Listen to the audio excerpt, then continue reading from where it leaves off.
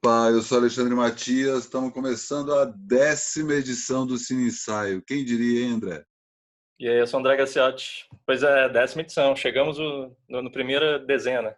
Na primeira dezena e resolvemos fazer um programa dedicado a responder os comentários. Então, sempre que a gente acaba até eventualmente respondendo, mas enfim, resolveu trazer essa discussão aqui, porque nem todo mundo lê os comentários e os comentários também fazem parte do que a gente quer conversar aqui. Então, A gente sempre lê, a gente sempre lê. a gente sempre lê e a gente quer que vocês comentem, né? Não simplesmente falar gostei ou não gostei, mas também participar dessa discussão, né? Vai que um dia a gente chama, inclusive, um espectador aqui para discutir com a gente. Ó. Fica a dica. Mas vamos começar então aqui pegando comentários desde o primeiro programa, na verdade, desde o segundo, quando o Felipe pergunta, ele nos parabeniza pelo programa e gostaria de sugerir que vocês falassem sobre o Paul Schrader, diretor e roteirista maravilhoso que, a meu ver, anda meio esquecido. Recentemente ele filmou o maravilhoso First Reformed. Concordo plenamente. Filmaço, filmaço, filmaço. Um dos melhores da década. Valeu aí pelo comentário. Na verdade, assim, eu tenho uma lacuna aí com o Paul Schrader, né? Ele é mais conhecido por ser o roteirista do Taxi Driver, mas ele é exatamente da mesma geração do Coppola, do Scorsese, é a mesma turma, e ele tem uma coisa de ser um cara mais difícil, né? Pelo que eu já ouvi falar dele. Não é um cara fácil de lidar, que é justamente o que tornou ele um cara, como o próprio Felipe comentou no comentário, um tanto esquecido, né? Ele fez mais... O First Reformed é o quê? First Reformed é com o Ethan Hawke. Ele é um padre que está perdendo a fé. Não tem tema mais certeiro que esse. Padre perdendo fé, eu já me ganha, já vou ver. E é um filme super deprimente também, mas é muito bonito, é muito foda, muito, é um filmaço mesmo, assim. O filme você termina assim, cara, um dos grandes filmes da década, sem dúvida, assim. Que foda, E, que foda. e, E qual é o nome em ele português, fez, você não, sabe? hã? O nome em português? Não faço ideia, acho que nem tem. Não foi lançado em lugar nenhum aqui. Nossa, caraca. É, ele também dirigiu o Gigolo Americano, né? Sim. O remake do Cat People. Ele tem uns filmes. Ele já tá com outro aí pra sair. Acho que já saiu um festival que tá bem cotado, assim. The Card Counter. Acho que É é isso que eu isso. estou vendo aqui, The Card Counter. Enfim, fica aí uma boa dica para a gente mergulhar um pouco no... Poxa, Ele é roteirista da Última Tentação de Cristo. também Não sabia. é do. Mas, Acho que o Toro Indomável também. Ele trabalhou com o Scorsese, né? Muito tempo. sim. É, O Toro Indomado também é o roteiro dele? creio que sim. Creio que sim. É isso aí, é isso aí. O roteiro é dele. Muito É. bom, muito bom. Boa dica aí, vamos ver isso certinho. Estou tentando achar aqui se realmente, mas eu acho que o filme não passou. Não, não, peraí. No Coração da Escuridão. Como é que é o nome? No Coração da Escuridão. Ah, merda. Não dá, né? Sempre Não os dá. Quem títulos em fazia isso português. com esse nome? Não, e porra, não rima ão com ão, pelo amor de Deus, né? Péssimo, péssimo. Mas enfim, é um grande É filme. complicado. Um dos filmes obrigatórios aí dos anos 2010 a 2020. E o Filmaço. Beto Brandão comenta que a gente estava falando no programa sobre o Ennio Morricone, que a gente fala que o Morricone, junto com o Sérgio Leone, fez uma das grandes duplas diretor-compositor de trilha, e eu citei também o Hitchcock com Bernard Herrmann e o Spielberg com John Williams. E o Beto deu uma bela lembrança aí, Fellini e Nino Rota, né? Não tem o que falar, realmente assino embaixo, esqueci mesmo. E aí, às vezes acontece, né? A gente esquece, por isso que a gente pede para vocês ajudarem a gente aí, porque a memória às vezes não ajuda. Qual o próximo comentário, André? O João Vicente aqui comentou uma vez que ele acha que o Prenda-me se for capaz é muito mais Spielberg do século do que o Terminal. Mas primeiro que quem falou que Spielberg do século é o Terminal foi você. Então você se Fui eu. explique. Eu acho nem Fui de eu longe. e assim, não, e assim, realmente concordo. Esqueci do Prenda-me se for capaz. Prenda-me se for capaz é um dos melhores filmes do Spielberg. É um dos melhores filmes do Spielberg. É, É muito melhor que a Lista de Schindler, é muito melhor. Mas é um filme horroroso. Eu não não. gosto, vocês já sabem. Mas enfim, é um puta filme. O DiCaprio está excelente. E é um filme assim, acho que tem mais de 2 horas e passa Parece que é meia hora de filme, é muito Ele bom. Tom Hanks, né? Muito bom.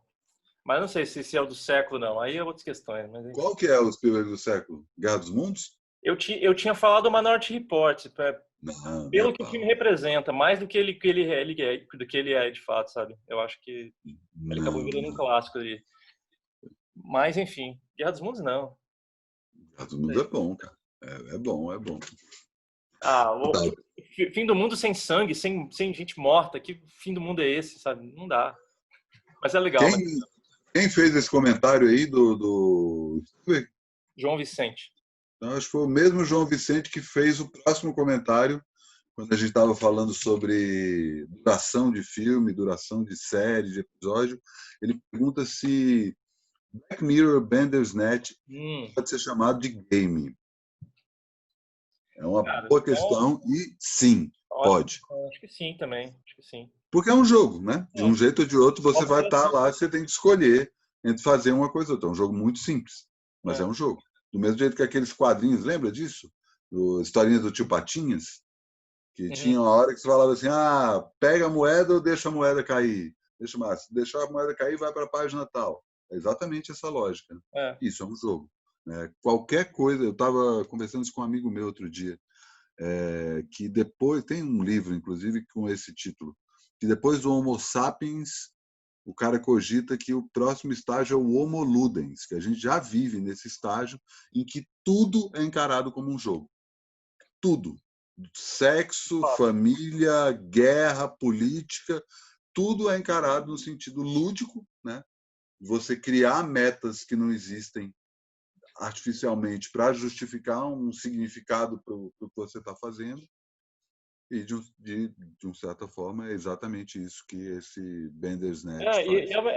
é uma brincadeira, como você falou, é super simples. Na verdade, os videogames já fazem isso há muito, muito tempo, assim, de ir pro rumo de história e tal. Ali porque eles brincaram com essa interação do Netflix, de clicar, de escolher a opção. É uma bela Exato. sacada, eu acho bem legal, assim. Não, e assim, provavelmente a gente vai ver mais coisas do tipo, né? À medida que a tecnologia for evoluindo, que aí é isso, né? Tá no Netflix, né? É o último episódio do Black Mirror, pelo menos até eles o Charlie Brooker falou, né, que a realidade está tão bizarra que eu não vou mais fazer Black Mirror. Saber quando tiver outro. É. Mas é a coisa mais recente, né, que tem do Black Mirror. E, por exemplo, eu tenho uma TV que já tem uma certa idade.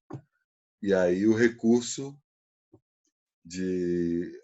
Que é isso, né? Para quem não assistiu, um episódio que se passa nos anos 80, conta a história de um videogame dos anos 80, que à medida que você vai passando por determinados pontos da história, te joga numa situação que fala assim, e aí? Você entra por essa porta ou entra por essa? Vai na reunião ou não vai na reunião? E aí você clica e vai. E a minha TV não tinha o recurso Ah, que dava para clicar. Eu tive que assistir no no computador. computador. Pois é. Olha Então, aí. ainda é uma questão tecnológica, né? Vai chegar uma hora que o computador e a televisão vão se fundir numa coisa só e provavelmente é uma coisa que a gente até já falou aqui, né? É, O espaço próprio válido. conceito de game vai mudar, né? Uhum. Não no sentido de todo mundo vai jogar filmes, mas que é isso, nem todo mundo quer jogar, mas tem esses pequenos twists que você pode fazer. Eu fico pensando isso em relação a Director's Cut, saca? Você pode fazer um filme com os Director's Cut como se fosse easter egg. Ó, tem aqui, se quiser, você pode continuar aqui a cena, essa discussão de 5 minutos tem 2 horas. Se você quiser assistir 2 horas dessa discussão, beleza, clica aqui. Enfim, mas respondendo mais objetivamente, sim, Bandersnatch, pelo menos eu acho que é um jogo. Nem acho.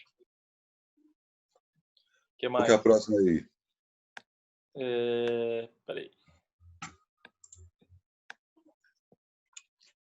Nos games, tem o André Campos, aproveitando o gancho aí falando de jogos, o André Campos, nos games acho que é onde se manifesta da pior maneira essa questão da duração. Hoje tem jogos com narrativas incríveis, mas para tentar aumentar artificialmente o custo-benefício, acabam inserindo tarefas repetitivas que não adicionam nada em termos de jogabilidade e se tornam cansativas, mas que tenham em algum apelo para determinado tipo de jogadores. É aquela coisa da indústria sempre vai no que é padrão, né? Agora o padrão é de mundo aberto, de linguagem RPG. RPG já não é mais um gênero específico, sabe? Já tá, os jogos de ação já tem elemento RPG para ficar grandes. E aí quando o jogo tem menos de 5 horas, o pessoal reclama que não vale $50, sabe? $60. Total, total. Tem isso Não, também. e tem essa coisa do mundo dos games não ser pirateável, né? Então, quando você está falando de PlayStation, Xbox, né? PC tem. PC, PC, pois é, mas é isso, os assim. exclusivos de consoles ainda não. E aí tem essa coisa de, tipo, já que eu não posso baixar de graça, tem que fazer valer o meu dinheiro, né? Uhum. E É, aí cai nisso, então um jogo muito curto não vale a pena, então vamos ultimamente, esticar artificialmente o jogo. Isso é, também acontece no cinema, né? total. Ultimamente eu tenho visto muito assim, gente reclamando quando o jogo é curto. Se tiver se tiver 8 horas, o pessoal já reclama. Teve o caso do Resident Evil 3, o remake do Resident Evil 3, agora também que caiu nessa, assim, que acabou sendo curto e todo mundo falou que não vale o preço, né? Todo mundo reclamou. Então eles ficam inflando os jogos, botando coisa repetitiva pra você ficar 20 horas jogando pra te dar a sensação de que o dinheiro valeu, né? Não faz o menor sentido. O Bernardo comenta naquele episódio que a gente falou sobre a volta da sala de cinema, né? O hábito de assistir filmes no cinema. Ele faz um comentário um pouco longo, mas vamos lá. Infelizmente, eu costumava ir ao cinema apesar da experiência coletiva. Acho que nada pior do que o uso do celular durante a projeção, mas me lembro de pessoas que resolvem narrar todo o filme quando eles mal possuem falas ou mesmo sons. Pelo amor de Deus, que pesadelo! Isso aconteceu comigo tanto em O Artista quanto em Um Lugar Silencioso. Mas para fechar com a nota Muito positiva silenciosa. foi mas para fechar com a nota positiva, foi bem bom ver A Pele que Habito no cinema e reparar nas diferentes reações das pessoas em volta. Cada um a seu tempo, à medida que elas iam percebendo a reviravolta que estava acontecendo na tela. Isso é muito legal, né? É o que eu comentei da experiência coletiva, né? Da reação coletiva. Tem filmes que, putz, é muito legal. Assim. E eu gosto, esse exemplo que ele deu é muito bom porque não é um susto, não é uma coisa que acontece ao mesmo de todos, sabe? É uma coisa que Você vai sacando. provoca o espectador e aí tem gente que vai sacar logo, claro que é isso, e, tipo, ó, bem que eu falei, enquanto outros vão se ligar só na revelação final. E aí é muito legal ver isso, né? Você poder estar numa sala. Eu adoro rever filme no cinema muito por conta disso. Que é, tipo, eu sei que Nossa, agora meus vai diferentes. acontecer uma parada, deixa eu ver como é que as pessoas vão reagir a isso. É muito bom, cara. Mas, E só um infelizmente, né? parênteses, ó, A Pele que Eu Habito é um filme de horror do Almodóvar. As pessoas não comendo, mas é um filme de horror do Almodóvar. Olha o advogado do diabo aí. É terror. Puro, purinho, terror purinho. Almodóvar fez terror. Né? Cadê que as Total. pessoas comentam isso? Ah, não tem. Nem chama o filme de terror do Almodóvar, que seria um ótimo gancho, né? Mas, enfim. Qual que é a próxima aí, André? É... A Maria Carolina Fernandes. Faltou as referências sobre o episódio de terror, né? Faltou as referências fora dos Estados Unidos. Coisas tipo New French Extremity e, claro, o terror coreano. Até a própria Parasita se encaixa. Bebeu na fonte do terror coreano e ganhou o Oscar. Eu até comentei ela em seguida. Eu citei essa onda francesa, o New French Extremity, no episódio dos clássicos, que eu elegi o Martyrs como um dos clássicos modernos. Assim. Para mim, um dos filmes que mudou minha vida. Assim. Martyrs é. Caralho. Eu pensei, se eu conseguir passar por esse filme, eu passo por tudo. Mas esse Como lance chama? Martyrs. Marte de Marte mesmo. Martyrs. É. É, Até teve um remake americano, mas dizem que é uma merda. Assim. claro. Mas acho que foi a primeira vez que eu passei por uma coisa tão horrível. O filme é muito angustiante, mas que tem uma temática tão profunda. Então, assim, caralho, olha o que esse filme tá dizendo, cara, que foda. E aí eu fui atrás dessa onda do terror, do New French Extremity, que é uma onda ali do começo de 2000, muito influenciado pela a coisa do terror japonês, né? A gente também nem comentou o J-Horror, né? Total. É isso, Terror. toda uma escola de terror japonês que todo o mal, a coisa ruim, o que provoca o horror, é inspirado na tecnologia, né? Inclusive, até um dos filmes, um filme chamado Pulse, que em algumas listas ele aparece como o filme mais assustador de todos os tempos. É um filme de Eu já ouvi 2001. falar, mas nunca vi. Eu já vi. É um fantasma que aparece nas telas. E que as pessoas que veem, tipo essa coisa do chamado, eles têm uma coisa também de contágio, né? Sempre se contagia. Quem vê tá fudido. Pega. Aham. E esse post eu vi já, é muito fora. As aparições de realmente fantasma é muito assustador. Assim, negócio, nunca vi ninguém fazer igual. Mas não acho o melhor terror também. Também não é tanto assim. Mas o Martyrs, aí teve o Inside, também, que é um francês dessa onda. Essa French Extremity foi um termo que um crítico colocou, porque são filmes muito violentos, tem uma coisa meio sexual também, mas que eles trazem temas existenciais, assim. Essa onda do terror de querer fazer comentários profundos, assim.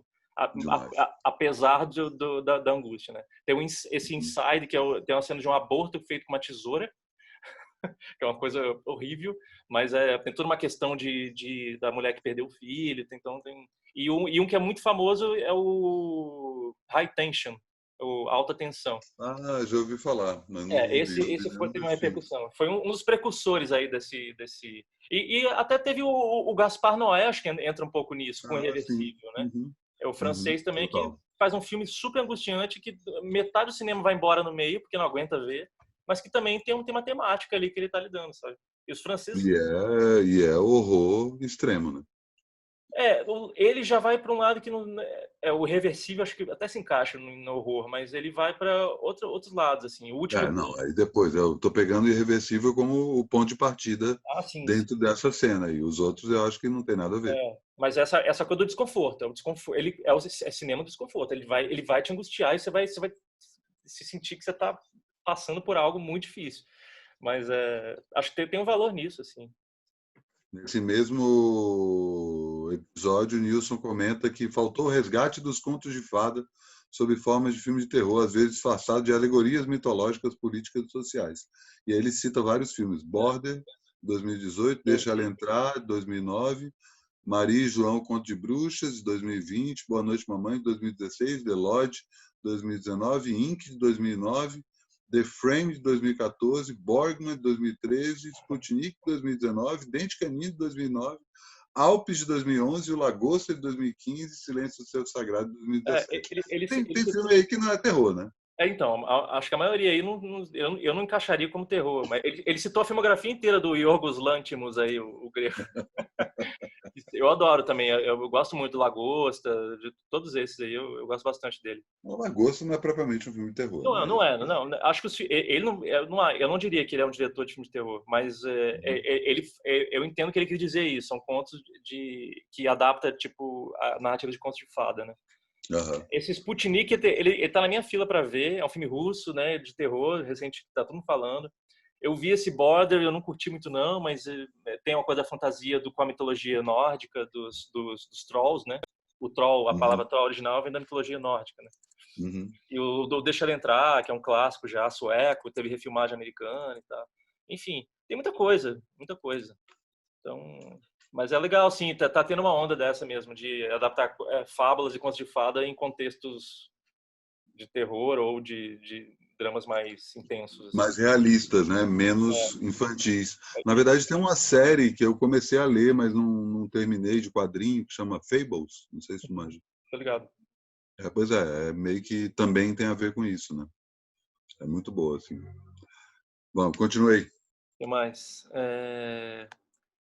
Então, a Luísa Pedrosa está pedindo um cine ensaio sobre a trilogia de antes. A gente tem que ver. Aliás, você citou uma coisa que tem duas coisas. Aproveitar que esse cine ensaio é meta, a gente está falando sobre o próprio cine ensaio, então tem duas coisas. Você já falou várias vezes, mas a gente faz esse compromisso aqui gravado. O tema cinema do desconforto, né? Você já mencionou aí, agora en passant. Já dei uma deixa. Vamos tratar desse tema do cinema que não é feito para entreter, é o cinema que pega pesado. E a outra coisa, né, promessa de campanha do primeiro episódio, talvez essa segunda dezena de episódios a gente faça, os clássicos falsos, né? Era isso? Qual que era o nome? Ponto clássico, é que ficou faltando, verdade. A gente não conseguiu terminar porque passamos tempo, mas a gente tem a listinha já aqui e tal, é só fazer. Então, provavelmente nessa segunda dezena de cine ensaio, a gente faz um cine ensaio sobre os falsos clássicos. O Nilson Vasconcelos, inclusive o Nilson é super ativo nos comentários, valeu aí, Nilson, pela audiência, pela presença sempre. Ele no programa dos DR, né, o penúltimo, ele falou sobre que faltou o Ludifel do Polanski, que eu nunca vi. Se você falou que viu, né? Eu nunca vi. É bom demais, é bom demais.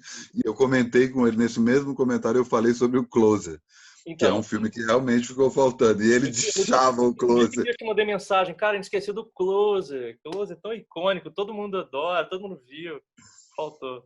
Mas enfim, mas são E filmes. o Nilson desossa, né? Porque ele odiou o Closer, né? Foi. Não, mas porque ele fala de Doutor Famoso, mas não sei, eu teria que rever, né? Mas eu acho que é um filme importante ali, Michael Keaton. Eu gosto. Que mais? Puxa aí. Deixa eu ver aqui um outro. A Sandra comenta sobre aquele episódio sobre o fim do futuro. Não, o fim do futuro é o curso. Desculpa.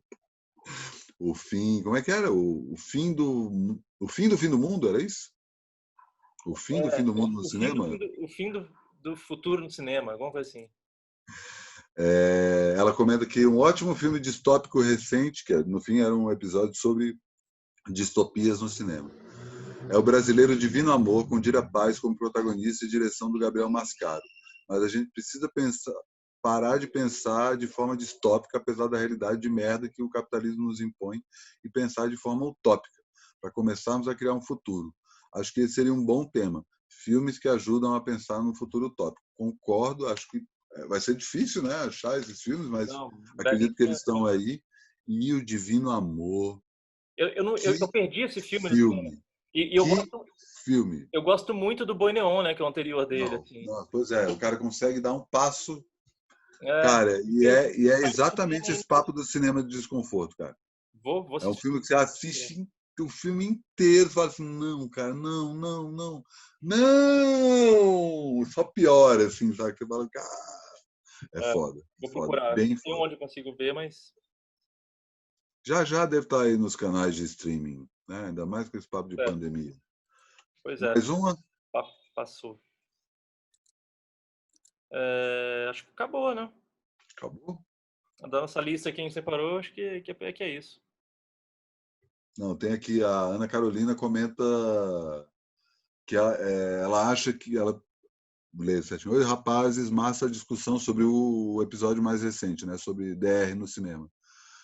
Não consigo achar que o Midsommar é uma DR, porque não tem uma discussão ali entre eles. O cara é um banana, ela não o confronta. Ela sofre em silêncio, por fim ela alcança a redenção em comunidade, que a eleva ao status de rainha. Nessa posição, ela elimina o namorado, ou seja, o mal-estar. Mas DR mesmo não tem. Pelo menos na minha visão, que é um tanto literal. E você respondeu lá, né? Respondi. Não, eu discordo. Acho que tem sim. Tem. Todo o começo do filme é os caras discordando o tempo todo. Tem. E o fato do cara fugir da discussão do meio do filme em diante é tipo isso, ó, então tá, a famosa DR que termina com basicamente o casal terminando. Só que eles não terminam de fato. E tem várias cenas de desconforto entre eles, assim, a hora que ele esquece o aniversário dela, acaba, você tá com raiva de mim? Não tô não, mas deveria. Isso é um DR já, sabe? Já é uma questão que tá em conflito. Não precisa ser um quebra-pau, não precisa dar um soco na parede. Mas o tempo todo tem a tensão entre eles, e eu comentei que no Director's Cut tem uma cena, um DR propriamente dito, literal, entre eles, assim, você não me ama mais. Aí sim, talvez o que ela tá esperando seja isso. Mas eu acho que o filme é sobre o conflito do relacionamento deles, assim, então... Mas eu entendo. Demais, acho que assim a gente encerra. Não deu para responder todos os comentários, mas a gente escolheu alguns. E é isso, né? Legal. Continue comentando. No episódio 20. A gente volta a fazer esse comentário. E aproveita aí para comentar, além de assinar o canal, apertar o sininho para saber quando tem notificação, dá o like se gostou. Comenta também, comenta que outros filmes você quer que a gente que a gente discuta aqui, enfim. Fica aí, já deu para notar especificamente para esse programa que a gente quer justamente estimular essa discussão, em vez de ficar só nós dois aqui parados, contando para vocês, vocês concordando ou discordando, né? Vamos discutir mais. Isso aí. Valeu, gente. Valeu, até o próximo.